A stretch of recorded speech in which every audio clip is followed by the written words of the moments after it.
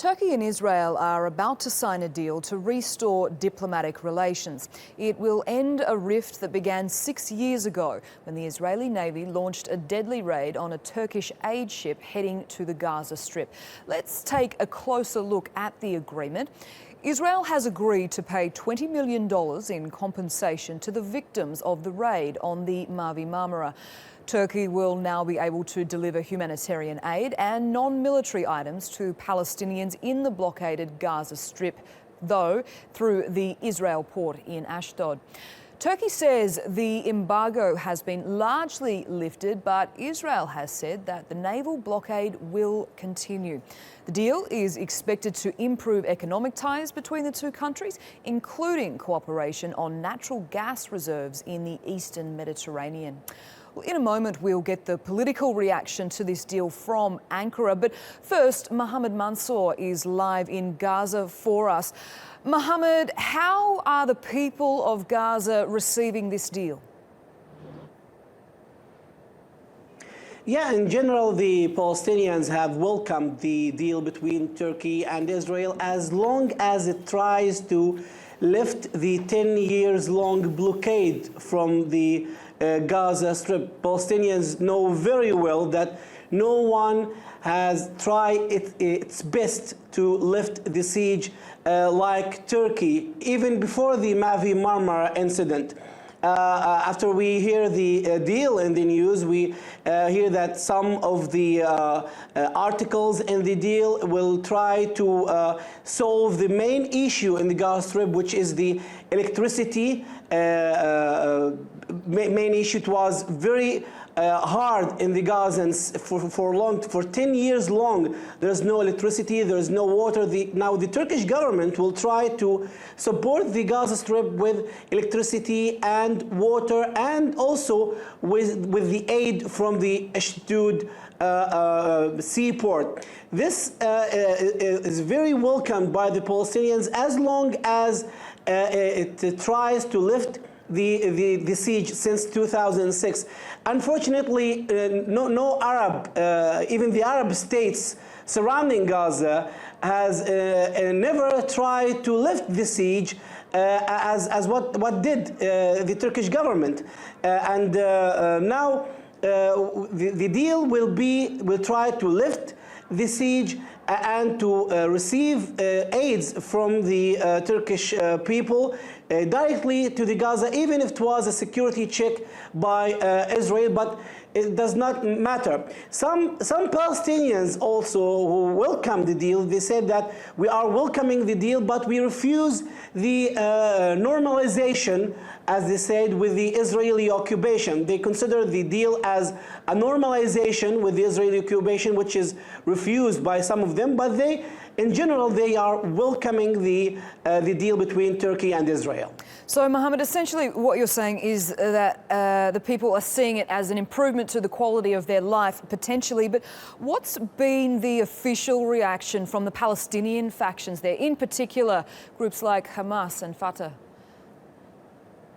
Yeah, Hamas and Fatah, both of the sides, both of the Palestinian division, have welcomed the deal. Hamas has issued a statement yesterday that stated that we are welcoming the Turkish effort in dealing with the issue of the siege. We are welcoming also any effort to lift the siege.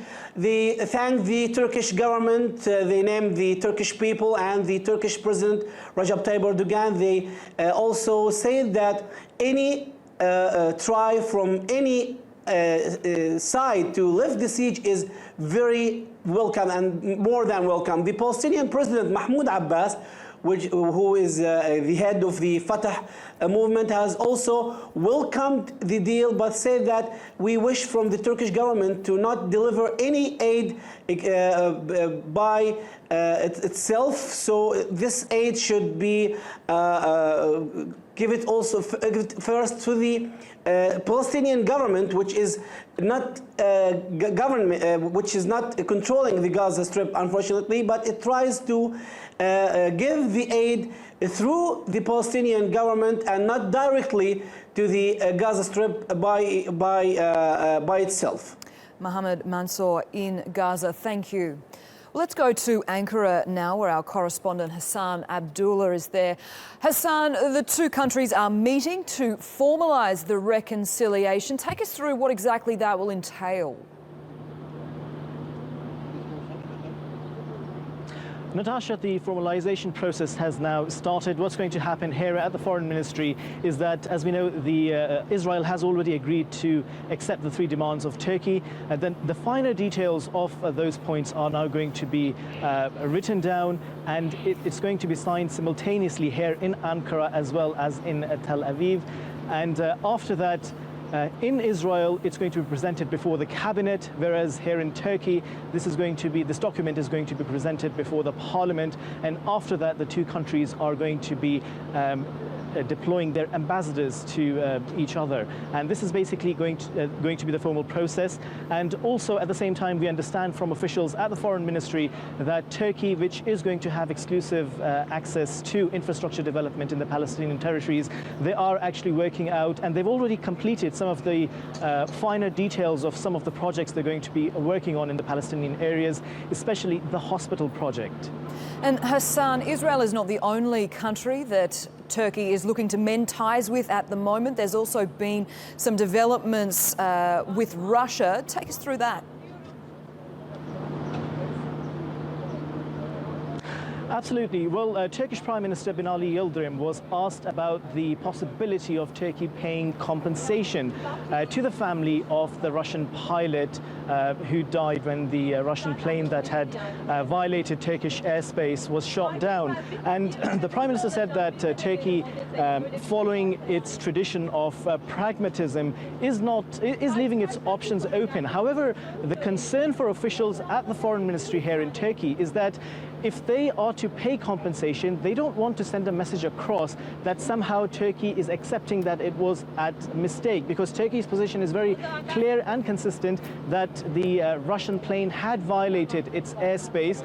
And the version from the Foreign Office is that if they're going to pay compensation, it's only going to be on a humanitarian basis, because the Turkish President Recep Tayyip Erdogan has also said that, while he was offering his condolences to the family of the pilot, he said that he feels sorry for he regrets the loss the family is having to face. But of course, as far as the foreign policy is concerned, Turkey's position is the same as it was 6 months ago, that its airspace was violated and that it has simply followed international norms and has not violated any of the legal codes either. Hasan Abdullah in Ankara, thank you.